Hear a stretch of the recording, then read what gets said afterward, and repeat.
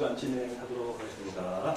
자, 이제 운유 기법이라 처음에 아마 운유 기법, 상담학에서 운유 기법으로 나오니까 이렇게 생각할 뭐가 운유 기법인가 하는 약간 의심도 들었을지도 모르겠어요. 그렇지만은 한 페이지 한 페이지 한 시간을 통해서 운유가 이런 것이구나 하는 것은 충분히 이해했을 거예요. 단지 뭐가 문제냐면은 다 알고 있는 것인데 여기다 운유 기법을 한다니까 뭘 어떻게 하는 것이 운유 기법인가 하는 궁금증이 계실 거예요. 그렇지만은 말씀 듣고 보니까 우리가 익히 사용하고 있는 하나의 우리 생활 속에서 우리 사람이라든가 나의 경험 속에서 사용했던 것을 그대로 붙여서 사용한 것 때문에 별다르게 생소한 것은 아니라 하는 것을 여러분의 정리가 다시 한번 됐을 거라고 생각합니다. 자, 그렇지만 이제 은유란 것이 방금 앞 시간 말미에 성경에 관해서 성경에서는 어떻게 은유를 사용해서 우리에게 하나님 나라를 전해준다든가 아니면 하나님을 표현한다든가 하는 부분에서 사용하고 있는가 아니면 예수님께서는 어떻게 하나님 나라를 어떤 방법을 통해서 우리에게 또 백성 자기의 다른 제자들과 백성들에게 하나님 나라를 이렇게 설파하셨는가 하는 부분도 은유를 많이 사용하셨다라는 것을 전 시간을 통해서 알 수 있었겠죠. 자, 세 번째 시간 은유로서의 성경 활용입니다. 자, 성경 속에 있는 은유를 활용할 때 어떤 방법으로 해 있었으며 우리 어떻게 또 사용하게 되고 어떻게 하면 아까 첫 소대에 말씀을 드린 대로 오류도 있을 수 있어요. 잘못하면은 이 은유라는 게 부작용을 낳을 수 있는 부분이 있다는 것입니다. 그런 부분은 어떠한 부분이 있는가 하는 것에 대한 부분도 우리가 간파를 해야 할 것 같습니다. 자, 은유는 내담자와 상담자 간의 인지에 있어서 언어적, 개념적 유사성에 기초되어 있다. 유사한 말씀 우리가 앞 시간에 많이 들었었습니다. 내담자와 상담자 간에 서로 알고 깨닫고 하는 그 부분에 있어서 자, 말로 대화를 통해서 언어적인 개념 또 생각하고 상상 속에 있는 그런 개념적인 유사성이 있어야만이 이루어진다는 것을 말씀드렸었죠. 자, 그러므로 기독교 상담에서는 상담자와 내담자가 기독교인이고 성경이라는 인지적 공통성을 가지고 있다라는 것입니다. 그러므로 성경을 은유로 활용하는 것이 수월하며 은유를 활용할 때 상담이 훨씬 더 용이해지는 것이 사실인 것입니다. 자, 이렇게 믿는 사람 간에 기독교 신자 간에서 상담에 이루어진 그 상황이라면은 바로 이 성경이라는 매체를 통해 가지고 그 안에 있는 모든 말씀이나 상황이나 아니면 인물이나 아니면 사물이나 이런 것들을 들춰내서 바로 은유 기법을 써서 해 나갈 수 있다는 것입니다. 자, 성경 내용을 상담자나 내담자가 동일하게 알고 있는 경우에 서로 문제를 쉽게 탐색할 수 있게 된다. 맞는 말씀입니다. 자, 일반 상담 및 심리치료에서 경우에 상담자와 바로 내담자 가운데 한 사람만이 기독교인이거나 또 성경을 하는 사람이 잘 모르는 경우에 성경을 통해서 은유를 했을 때 그 내용을 도무지 이해할 수가 없게 된다는 것입니다. 깨닫지도 못하고 왜 그런 말 하는지도 모르고 또 만약 어떤 그 종교적이나 이념이나 어떤 그 신앙적 배경이 서로 다른 사람이라면은 아마 상담은 상당히 어렵게 이루어질 수밖에 없다고 자칫 실패로 이룰 수 있는 부분도 있다는 게 되겠죠. 자, 그래서 같은 공통적인 인지를 가지고 있는 사람들에 있어서 우리가 이렇게 쉽게 어떤 결과를 만들어낼 수 있다는 것이 되겠어요. 방금 말씀드린 대로 일반 상담 및 심리치료의 경우에 상담자와 내담자 가운데 한 사람만이 기독교인이거나 또 한 사람은 성경을 잘 모르는 경우에 성경을 은유로 했을 때는 바로 그 내용을 도무지 이해할 수 없게 된다는 것입니다. 그래서 알아서 적절하게 상황을 판단해서 사용해야 한다는 말씀이 되겠죠. 자, 그럴 때 바로 이럴 때는 이야기나 우화, 동화, 소설, 고사, 전설 등을 은유로 사용해야 한다는 것입니다. 그렇게 좀 만약 우리가 신앙을 가지고 있는 사람이 할지라도 신앙을 가지지 않은 사람, 쉽게 예를 든다면 목사님이 어떤 그 신자, 어떤 믿음이 없는 사람을 처음에 데리고 와서 신앙 상담을 할 때라든가 그때 같은 경우에는 성경을 이해해줘도 알 수 없다는 거예요. 그 의미를 상징적으로 전혀 모르기 때문에 그럴 때는 바로 그거 알 수 있는 통용적인 우화라든가 또 소설, 고사, 전설, 전에 내놓은 이야기 등 같은 것을 우리가 은유로서 활용할 수 있어야 한다 하는 말씀이 되겠습니다. 두 가지 공통을 가진, 쉽게 말해서 다 신앙이 있는 믿음 안에서 자라는 사람이라면 문제가 없는데, 한 사람이 모를 경우에는 이런 방법을 사용할 수 있다라는 말씀이 되겠습니다.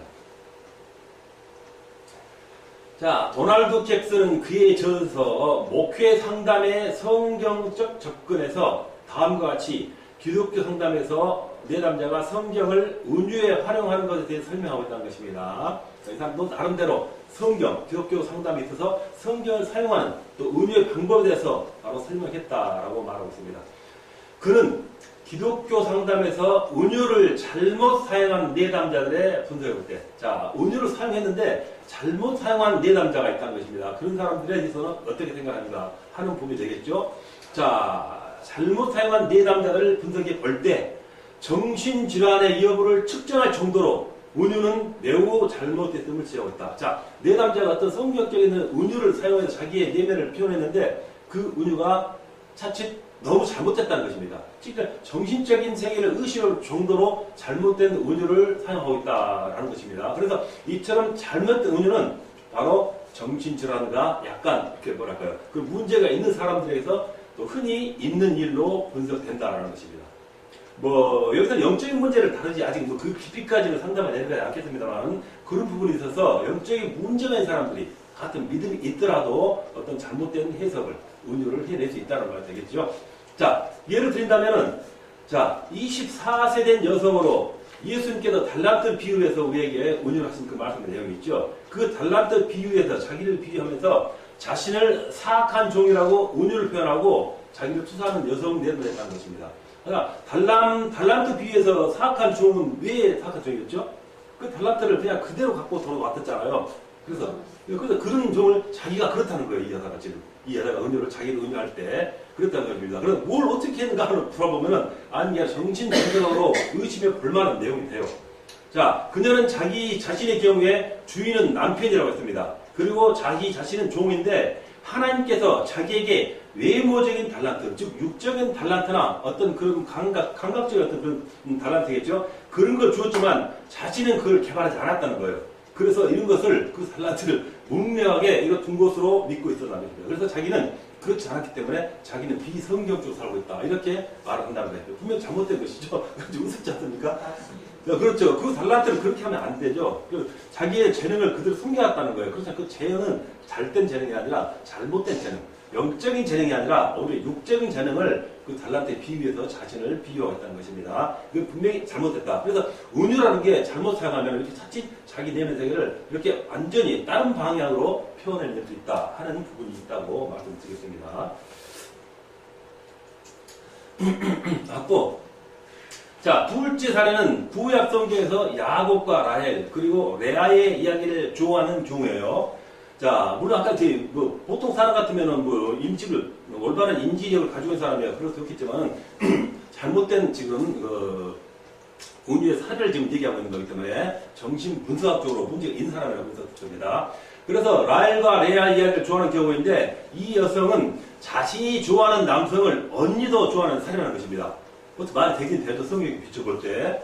그래서 언니가 자신이 좋아하는 남성과 결혼을 하자 그녀는 언니 집에 같이 살면서 언니의 결혼이 이혼으로 끝나도록 기도했다는 것입니다. 이거 말이 안 되는 거죠. 물론 성경에 구약에 나온 그 내용에 있는 내용이지만은 그렇게 구별해서 자기를 비유해서는 안 된다는 거죠. 지금 문제가 있다는 것입니다. 그래서 차칫 그 은유를 잘못 사용하면은 이렇게 완전 오류를 범할 수 있는 그런 이해도 있다는 것입니다.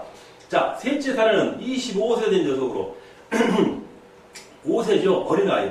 5세 된 자신의 딸을 가위로 죽이려고 시도했다는 것입니다.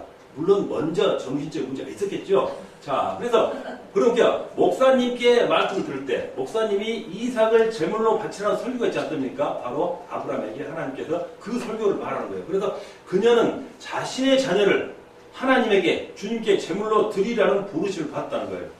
그래서 이런 부분을 잘못 은유를 해서 차칫 아주 큰 문제를 발생할 수 있는 그런 이해도 있다는 것입니다. 그래서 그 은유라는 것은 성경에 기볼 때 그 상황이나 설정을 잘 이해하고 확실한 어떤 그런 결론적인 어떤 그 확실성이 있는 부분을 정확하게 A와 B가 확실하다 하는 그런 지경에 이를 수 있는 그런 바로 상황에서 사용할 수 있다는 게 되겠죠. 차칫 잘못하면 큰 어떤 그 오류를 범할 수 있는 부분이 있다라는 것입니다. 자, 이런 사람은 자신이 처해 있는 상황이나 문제와 또 성경의 내용을 은유라기보다는 기발하게 짜맞추는 경우, 두분도 이렇게 말하다 순간적으로 우리가 짜맞추는 경우에 틀림없다는 것입니다. 이렇게 은유라고 우리가 이렇게 받아들일 수 없는 문제다라고 말할 수 있는 것입니다. 자, 그래서 성경을 은유로 활용할 경우에는 상담자는 성경 인물 가운데 누구를 가장 좋아하는지, 또 어떤 성경 구절을 가장 좋아하는지, 그리고 어떤 성경 이야기를 좋아하는지 등을 물어보고 그 답변을 분석함으로써 내담자를 진단할 수 있다는 것입니다. 그래서 그 사람이 하고자 하는 어떤 그런 은유의 어떤 그 내용이라든가 그런 부분이 성경에는 어떤 부분, 이 사람이 어떤 부분을 또 말씀을, 또 어떤 상황을, 어떤 인물을 이렇게 관심이 있어 하는구나 하는 부분을 캐치해가지고 바로 내담자를 진단할 수 있어야 한다 하는 말씀이 되겠어요. 자, 23세 된 한 여성은 자신의 심리 상태에 대하여 성경에 언급한 막달라 마리아를 은유로 표현했습니다. 자, 즉 그녀는 성경 인물 가운데 마리아를 바로 자신이 가장 좋아하는 사람으로 뽑은 것이었다는 것입니다. 물론 성경 인물의 어떤 그 사람을 좋아한다는 건 자기 자신 결정 문제니까 누가 타인이 어떻게 움직일 수 있는 부분 아니겠죠? 자, 마리아는 우리가 통상적인 인식입니다. 그런 부분으로서는 이 사람이 창녀로서 존경받을 만한 사람이 아니라고 되게 알고 있다는 것입니다. 그래서 차피 그가 성경적인 인물로서 아니면 뭐 변화된 이유 모습이라든가 예수님 관계에 대해서는 우리가 어떤 긍정적으로 받아들일 수 있는 모습이 있지만은 우리가 통상적인 인식으로 생각할 때는 바로 어떤 그 부정적인 어떤 그런 말의 모습이 있기 때문에 내가 이 사람을 좋아한다는 말을 쉽게 하지 어렵다는 것입니다. 그래서 그 사람이 바로 이런 말을 할 수 있었다는 것은 바로 특이하게 마리아를 선택한 이유는 그의 내면 세계의 어떤 그와 유사한 바로 그 부분을 우리가 알아볼 수 있게 한다 하는 말씀도 된다는 것입니다. 그래서 또 가장 좋아하는 성경 구절은 마음이 청결한 자는 복이 있나니 그들이 하나님을 볼 것이며 라는 구절이었고, 또 그녀가 가장 좋아하는 성경 이야기는 역시 그리스도께서 막달라 마리아를 친구로 삼는 그런 이야기였다는 것입니다. 그래서 이러한 내용, 그 사람이 은유를 통해서 성경적인 내용을 통해서 자기의 어떤 내면 세계를 은유라는 기법을 속에서 자기 표현했을 때 바로 여기서 우리는 이 여성의 심리적 상태를 어느 정도 이해할 수가 있다라는 것입니다. 아까 공통된 상황 속에 있는 부분이 공통적인 부모가 있어야만이 어떤 그 은유의 어떤 그 치료 효과가 나타난다고 했었죠. 그러니까 방금 이 여성도 어쩌 보면은 그 막달라 마리아와 같은 어떤 그 외면적인 모습에서 그러한 공통점이 있을지도 모른다는 것을 먼저 우리가 간파할 수도 있어야 되겠죠. 물론 직설적으로 말을 할 수 없겠지만은 그런 어떤 하나의 방법일 수 있다는 것입니다. 자, 그래서 심리 상태를 어느 정도 이해할 수 있다는 것입니다. 그래서 은유는 이러한 상황에서 상담을 풀어나갈 수 있는 좋은 방법이라는 것입니다. 바로 이 사람이 지금 하고 있는 그 말, 성경 내용에 있던 성경을 통해서 자기 자신을 나타내는 그런 부분이 벌써 그 사람에 관해서 상담하는 그 과정에 있어서 도중에 있어서 쉽게 풀어갈 수 있는 하나의 좋은 여건이 될 수 있다는 것입니다. 바로 은유가 이렇게 좋은 어떤 결실로 이어지는 하나의 원인을 제공해 줄 수 있는 부분이라는 말씀이 되겠어요. 자, 즉 23세 여성 내담자에게 막달라 마리아를 좋아하게 된 이유에 대해서 설명을 요청할 수가 있다는 것입니다. 바로 그 계기가 동기가 된 것이죠. 그래서 상담자는 그녀의 내면 세계를 이렇게 대화를 통해서 하나하나 바로 유도해서 그 사람의 내면 세계를 바로 우리가 접할 수 있는 부분이라 하는 것입니다. 자, 성경을 은유로 사용할 때는 전형적인 위기, 즉 사별, 이혼, 질병, 아주 심각한 아주 큰 어떤 그 충격적인 사건들이죠. 그리고 신체 장애 등에 대한 내담자의 생각을 드러내기 위해서 성경이 아주 은유로 아주 잘 사용될 수 있다는 것입니다.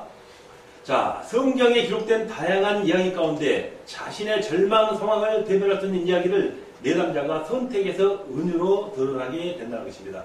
성경 안의 인물이나 상황이나 많은 내용 중에 보면은 진짜 힘들고 어렵고 고통 중에 있는, 병 중에 있는, 그리고 뭐 장애적인 요소가 있는 그런 부분에 있는 바로 예와 인물들 참 많아요. 그래서 그런 사람들을 바로 대비시키고 은유시켜서 바로 자기의 내면을 이렇게 말하기 어려운 부분을 드러내놓을 수 있다라는 말이 되겠습니다.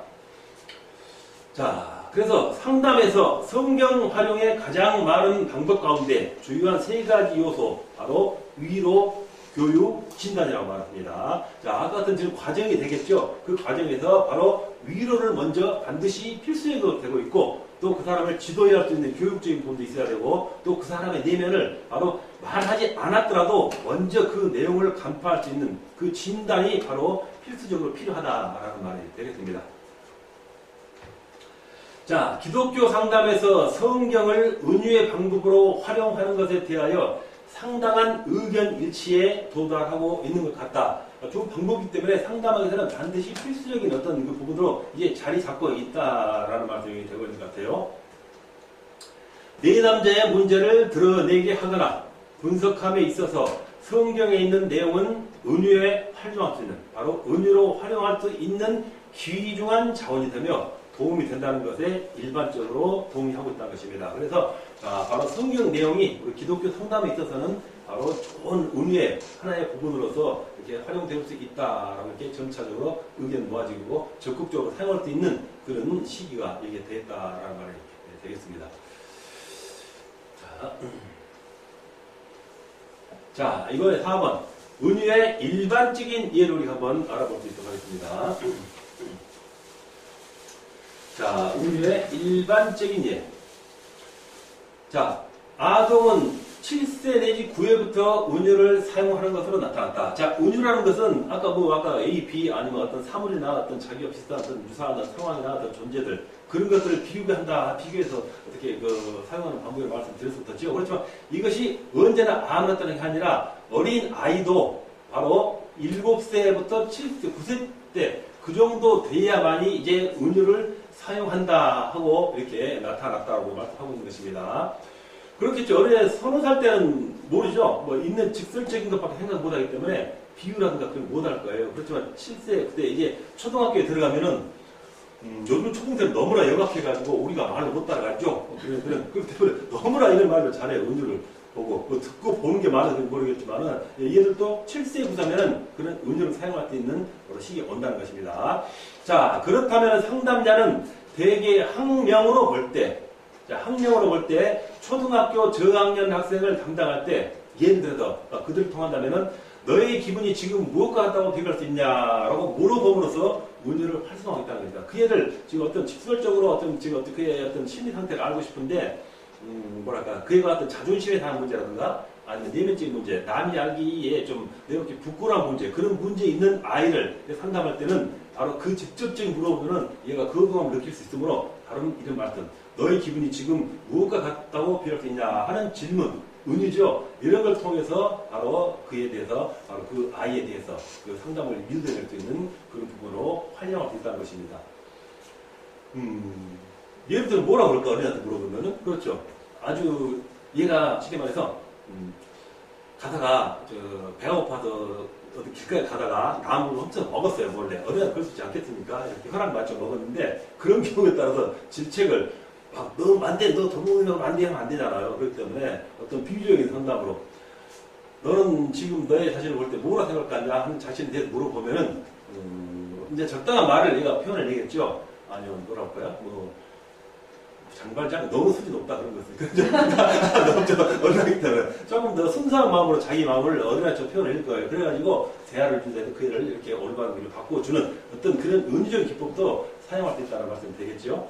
자, 물론 은유는 성인에게 자신의 문제를 구체적으로 표현하기에 곤란함을 느낄 때 사용하게 된다. 지금 방금 어린애한테 한 말도 똑같네요. 그 사람이 어떤 그 내면적으로 대화로서 하기 어려운 문제, 아니면 죄에 관한 문제, 아니면 자체에 관한 문제, 어떤 자기 자존심에 관한 문제 있지 않겠습니까? 아니면 자기 질병이라든가 남에게 알려주기 힘든 어떤 그런 문제들, 그런 부분이 있다는 것입니다. 그래, 그런 문제는 직접적으로 어느 정도 표현한 것을 바로 좀 제하고 바로 은유적인 어떤 기법을 써서 자기의 내면을 표현하는 것, 그 말씀이 되겠죠. 자, 성인에게 자신의 문제를 구체적으로 표현하기에 곤란함을 느낄 때 사용하게 된다. 은유의 또 다른 사용은 내담자가 표현하기 곤란한 가족의 역기능적 상황을 은유로서 드러내도록 하는 것이다. 이것은 성 문제나 부부 문제를 드러내는 데도 마찬가지다. 이런 부분은 솔직히 직접적으로 대화에서 이렇게 자기의 어떤 내면적 문제를 말하기 곤란한 부분이 있죠. 자, 그럴 때 이제 은유의 방법을 써서 어떤 그 서로 주거니 하는 어떤 공통적인 직설적인 그 문제에 대해서 대화를 하지 않고 이렇게 은유로서 돌려가면서 그 문제를 풀어나갈 수 있는 그런 문제가 된다는 것입니다. 자, 그럴 경우에, 자, 그런 문제 있죠. 자, 이를테면입니다. 이것도 해야 되겠죠. 여성 내담자가 부부 생활에 있어서 문제를 말로 직설적으로 얘기한다는 것은 쉬운 일입니다. 물론 가정적인 문제가 여러 가지 다 대부분 그렇겠습니다만은 그럴 경우에는 선생님 남편은 저를 돌로 보는가 봐요 라고 하는 거예요. 이것도 지금 내담자가 상담자에게 바로 지금 은유를 썼어요. 남편을 어떻게 직설적으로 어떤 그 잘못된 표현을 직설적으로 하는 게 아니라 은유적인 방법, 그를 도우라고 표현했다는 것입니다. 바로 그런 부분이 되겠죠. 그래서 이렇게 일단은 은유를 통해서 자신의 마음을 드러내면은 그 후 상담자가 그 뜻이 무엇인지 질문을 할 수 있다는 것입니다. 그래서 바로 문제점에 점차 접근해 나가서 나중에는 마음을 열고 이렇게 직설적으로 표현할 수 있는 단계로 올 수 있다는 것입니다. 자, 그리고 만약 방금 그와 같은 질문이죠. 그 질문을 받게 된다면은 이제 바로 남편과의 관계를 사실적 바로에 자세히 말할 수 있는 단계가 점차 올 수 있다는 것입니다. 그래서 자신이 남편을 돌로 보는 것이 아니라 자기의 의도와는 달리 바로 남편이 자신에 대해서 돌로, 즉 무관심하다는 것을 알 수 있다는 것입니다. 그 방법을 이렇게 말로 표현했지만 직접 할 수 없기 때문에 우리 남편은 돌인가요? 저를 돌로 바라봐요. 이렇게 슬쩍 바로 자기 고민을 털어놨다는 것입니다. 이런 부분이 바로 은유적 표현이라고 볼 수 있는 것입니다. 자, 그리고 내담자는 표현하기 어려운 죄책감을 은유로 표현하는 경우가 많다.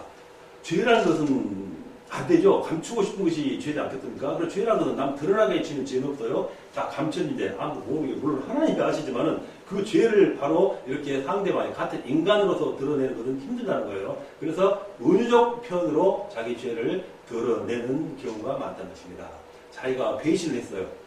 그리고 배신한 말을 직접 하게 되면 내 안에 가루유다 같은 어떤 그런 마음이 심어져, 이런 거 표현하지 않겠습니까? 그런 운영 방법, 이렇게 하면은 성경적인 걸 들어가지고, 벌써 상황이 딱 나오지 않습니까? 한마디 말로, 하나의 인물을 드러내면서 자기가 어떤 일을 하고 있다는 것을 이렇게 간접적으로 간단하게 이렇게 표현할 수 있는 그런 방법이 되겠죠. 자, 그런 이유, 바로 그 이유는 자신의 죄를 구체적으로 묘사한다는 것은 심리적 부담이 크다는 거예요. 죄를 어떻게 일일이 처음부터까지 자기 잘못된 것들을 부끄럽게 말할 수 있겠습니까? 아니라는 것이죠. 그 심리적인 부담이 크기 때문에 그와 유사한 상태의 다른 개념에 설명을 할 경우에 표현이 다시 수월해지게 된다는 것입니다. 저는 죄를 안 지었어요 라고 말하기보다는 세상에서 털어서 먼지 안 나는 사람이 있나요? 이렇게 먼저 자기 자신을 이렇게 말할 수 있는 그런 부분으로 방패막을 치는 것이 되겠죠. 자기 죄도 드러내면서 라는 표현이 훨씬 부담이 적은 표현이라는 것입니다. 그래서 여기 먼지는 바로 죄를 의미하는 것이고, 또 모든 사람이 먼지를 가지고 있으며 자기 자신도 역시 나도 지금 죄를 가지고 있다, 즉 죄를 지었다라는 것을 은유로서 표현한다는 것입니다. 이런 부분이 되겠습니다. 자, 이처럼 어떤 문제를 직접 다룬다면 강한 반발에 부딪힐 수 있거나 또 심리적 저항, 그리고 수치심을 느끼게 되는 정서에 대해서는 바로 은유적으로 간접적인 표현을 하게 되면 상담자는 내담자의 양가 감정이나 두려움을 효과적으로 다룰 수 있다는 것입니다. 양가 감정이란 논리적으로 정리가 안 되는, 즉 혼란스러운 두 가지 마음이 되겠죠. 혼란스러운 생각이 되겠어요. 내담자의 혼란스러운 마음, 정리가 안 되는 그런 마음입니다. 그런 것을 양가 감정이라는 또 전문적인 단어를 썼습니다. 자, 내담자의 혼란스러움이나 두려움을 효과적으로 다룰 수 있겠다는 것입니다. 자, 이렇게 상담이란 넓은 의미에서 볼 때 내담자가, 즉 내담자가 가지고 있는 적대적 관계, 적대적이나 서로 이렇게 등을 도르고 있는, 바로 서로 지금 뭐랄까 좋지 않은 감정을 가지는 관계죠. 적대적 관계, 이런 데서는 바로 상담이라는 관계가 쉽게 어떻게 이룰 수 없는 관계가 될 수 있겠죠. 자, 그리고 회피, 공포적 정서, 피하거나 두려움을 갖고 있는 마음이라면은, 그리고 또 부정적 개념을 가지고 있는 사람은 바로 자기의 마음을 드러내지 않기 때문에 바로 다루는 그런 영향을 유도하기 위해서 바로 이런 바로 상담에서 바로 은유적인 그런 기법을 사용할 수 있다라는 게 되겠습니다.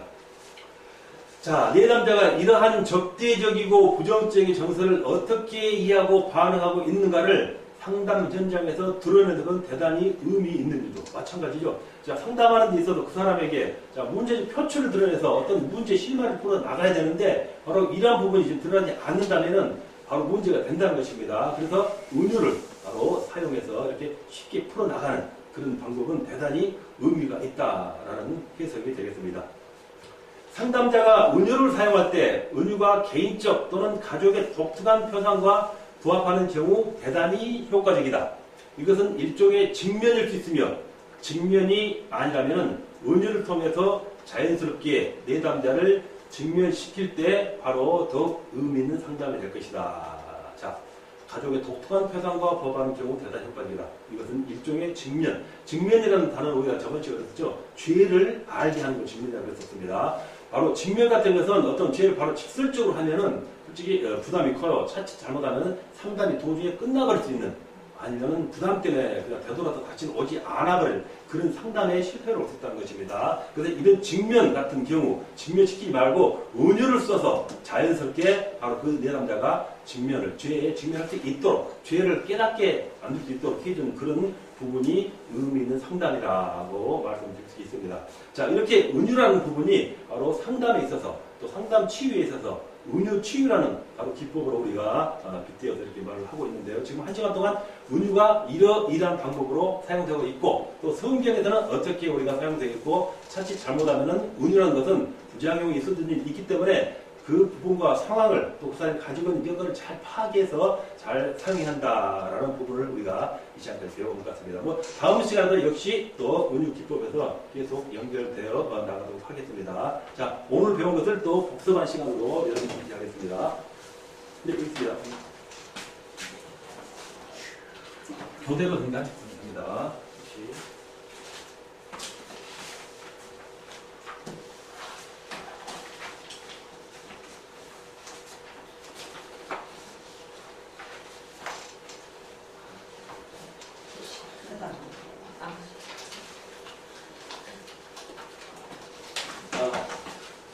안경 이거 어때요?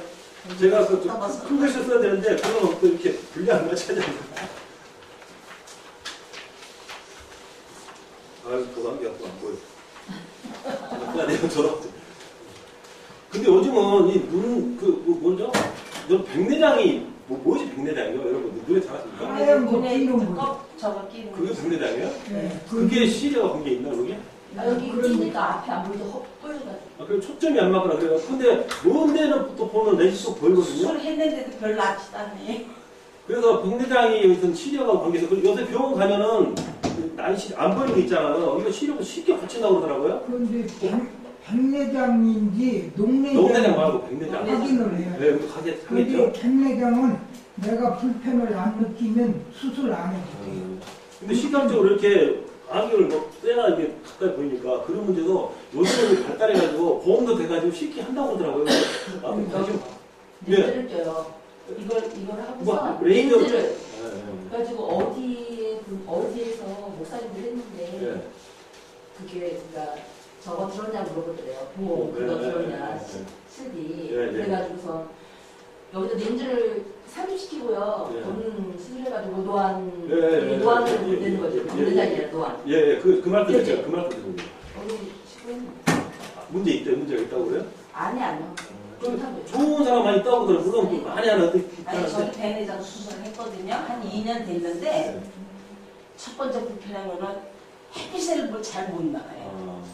그냥 눈이 반사가 돼가지고 너무 저기서. 그럼 시력하는 이 수정체 방금 말씀 그것도 이렇게 교환. 아니 근데 저기 목사님 교수님 얘기한 거는 백내장 하고는 백내장이 아니라 했는데 노안 얘기하신 거예요. 네, 노안하고 백내장 같이 이렇게 결합되는 거 아닌가요? 아니에요. 아니 노안은 지금 저 뭐가 씌워지는 거예요. 노안은 안경만 여기가 뿌옇게 근데 이 노안 그 하면은 백내장도 같이 한다고 하더라고요. 깨진다고 만들었어. 그건 잘 모르겠어요. 근데 이 노안은 했어요. 왜냐면 목사님들이 거기서 설교하시다가 네, 이게 안 되잖아요. 그러니까 수술하셨는데 거기다 삽입했대요. 네, 그러면 좀 잘 좋다는 분이 있더라고요. 네네, 좋아요. 그래서 보험도 되고 그런다 해서 나도 이 그렇지만 렌즈를 넣기 때문에 햇빛이 엄청 부셔 이렇게 다 가는 거예요.